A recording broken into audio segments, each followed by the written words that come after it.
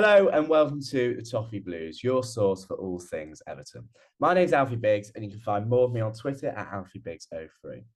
This is a new weekly show where myself and in the future weekly guests will join me in discussing and taking a look at the tactical aspect of our previous fixtures. So, the Fulham match. The first point I'd like to discuss is the different shapes we used throughout the game. Our starting shape was a 4-4-2, with Mopé attempting to replicate the Takore role. I understand why Mopé was brought into the side, as he has experience of playing in a pressing team at Brentford and Brighton. And this is something that Sims is unable to offer, as Dice has recently said he's not quite there yet defensively in the pressing game. However, we were still Mopé as a team, we were still not able to replicate Takore due to him having those natural defensive tendencies. So instead of what in the past has looked like a 4-4-1-1 or even a 4-5-1, at times this was now a 4-4-2 against Fulham, and for the majority of the match it was. This leads to far less defensive coverage, and it also led to our midfield two being very stretched, especially with a midfield of Garner and Gay, who both have a real natural aggression to want to step out and want to go get the ball, especially Gay, who's been doing it for the last 5 years, been one of the best ball winners in Europe for a long time. 9.24 ball recoveries per 90 in the last 365 days, which is in the 98th percentile of the top 5 European leagues. Without that coverage of an extra midfielder, the emphasis to step up towards Fulham's 6, Paulinho, was increased. However, this left far too much space in midfield, and especially on the transition, we were incredibly open. As you can see here, Reed has just a vast amount of space to turn, play the ball, and this led to Fulham's opening goal. Mopé did attempt to slot in and support the midfield, and as you can see here, the defensive shape of sort of a 4-4-1-1. However, this didn't occur enough, and for the majority, we were in this shape of a 4-4-2.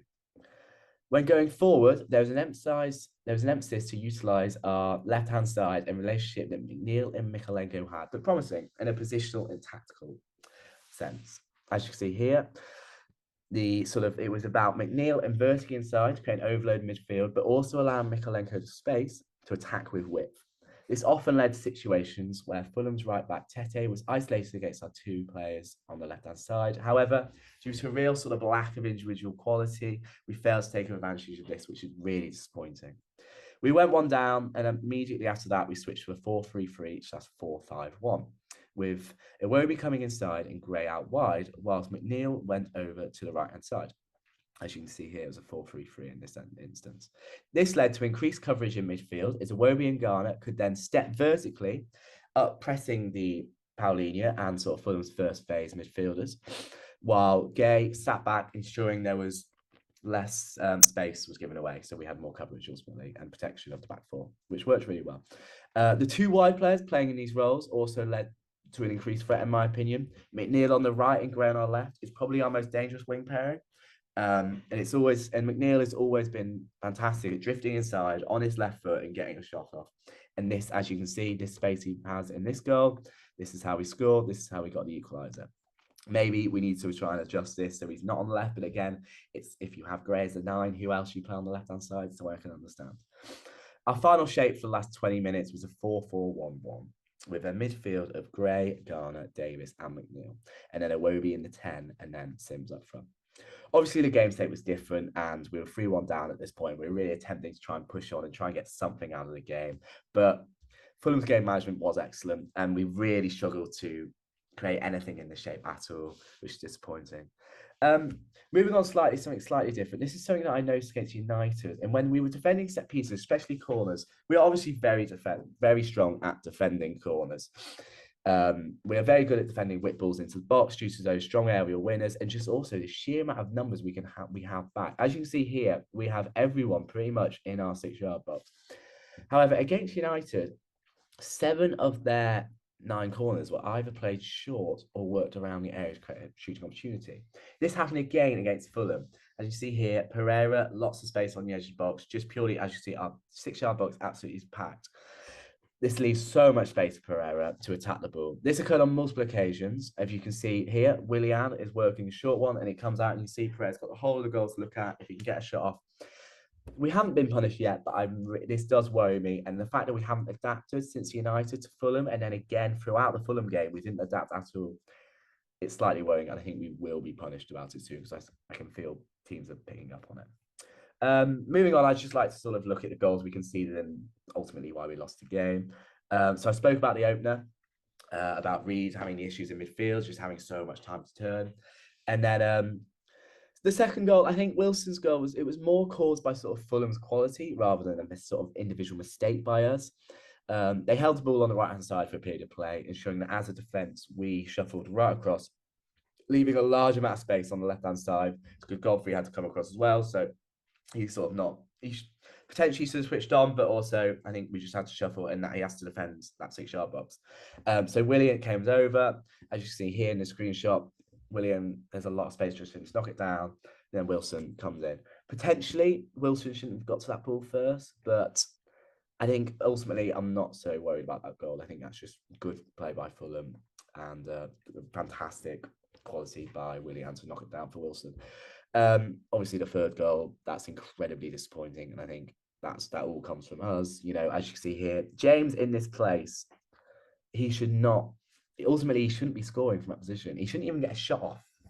It's really poor from both centre halves, Tarkowski and Keane. I think maybe a lack of communication, or just sort of, you know, Michael Keane. He's come in, he's done okay. I don't think he should be playing. I don't think he should be anywhere near this team, really. I think there's far better defenders, but you know, it is what it is at the moment. Interestingly, I'm now just going to look at sort of a few stats that I looked at from the match reports from Y Scout and sort of what they said and how they were interesting to me. So our dual win rate, as you can see here, it's sort of compared to Fulham's. I think for me, it really explains sort of the overall game for me. As we switched to more coverage in midfield, sort of in that early sort of 25 minutes onwards, this really allowed us to win the ball back and on more occasions and take control of the game. However, as Fulham adapted, you know, we go into half time, they work out what's happening. Instead of focusing all of their progression, so basically, as they in their first phase, it's very much Leno. It's Leno. There's 4 of them. It's Leno, Tosin, Ream, and then Palhinha. It's solely pretty much all responsibility on Palhinha.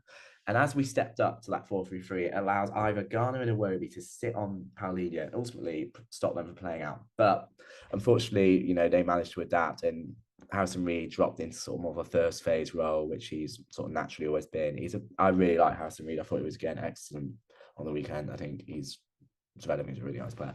But that allowed us that broke our press basically. So we were sort of we were overloaded in the first phase and they could play through quite easily.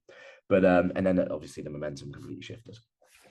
Furthermore, this graphic here shows the ball possession, and I think that also really reflects the game. And ultimately, if you look at both, and obviously we conceded 2 goals as well, between sort of the 50 and 70 minute, we really lost control of the game. And I think that's where we lost the game. Because I think if we don't concede that third one, and you're always, you know, you always want to go into the game at the last sort of 15 minutes. If you only got 1 goal separation, you're still in the game and you can still sort of get a goal. I think that's happened to us quite a few occasions. We just want to stay in the game, and unfortunately we weren't able to. Yeah. This is also why I believe this is also linked into control of the game and why we couldn't stay into the game. Playing it long to Graham Mopé it's not going to work. Tosin and Ream would have been loving it. They weren't worried at all. Great offensive duels won 2 out of 13, 15%. Aerial duels won 0 out of 3, 0%. Mopé offensive duels won 3 out of 10, 30%. Aerial duels won 1 out of 7, 14%. Like, are you surprised? Because it's just never going to work. And you could see Pickford, especially the first half, just trying to hoof it, trying to play long ball up to them. And you could see he was so frustrated with it. And I think he's always been instructed that, and that's how we want to play. But ultimately, it just led to wave and attack from Fulham, and we couldn't get control of the ball. And obviously, the game plan changes when we get Calvin Lewin back. But obviously, our whole season, like, he's so important to us, but we just haven't had him. And I think a plan B is probably needed. And I think it's disappointing to see ultimately. And I think it needs to change. Something needs to change with that. And yeah, 3-1 loss. I think I was very annoyed at the time, especially with that third goal happened. I feel like it was always coming. The momentum they had was incredible. And it just took a little bit of game management, a little bit of thinking, just to see one of our players just go down for 2 minutes, just break it up. Somebody go down with cramp. Similar to sort of, obviously didn't work out quite well for them, but sort of Arteta, he does it all the time. You could really see it against Liverpool. And it's like a tactical breakdown. And so Ramsdale went down with cramp or whatever. And then he got everybody in and they chatted for like 2 minutes. You can chat and you can reset and you can refresh and you can get instructions across easier. I don't feel like we've ever had that. We haven't had that sort of tactical awareness, sort of a bit of just thinking for the past sort of, I don't know. I can't remember any time we've had anything.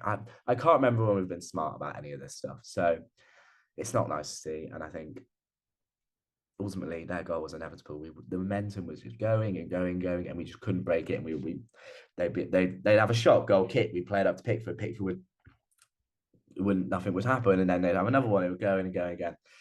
Ultimately, we need a plan B, and it's disappointing to see. But on to Crystal Palace, I think we'll see how it goes. They're obviously in very good vein of form at the moment. I think we do definitely need to get some results out of somewhere, or we are just going to be hoping for Forest, Leicester, and Bournemouth to Forest. Sorry, not Bournemouth, Southampton, just to never win a game because it's a bit bleak, I know, but it's not looking good.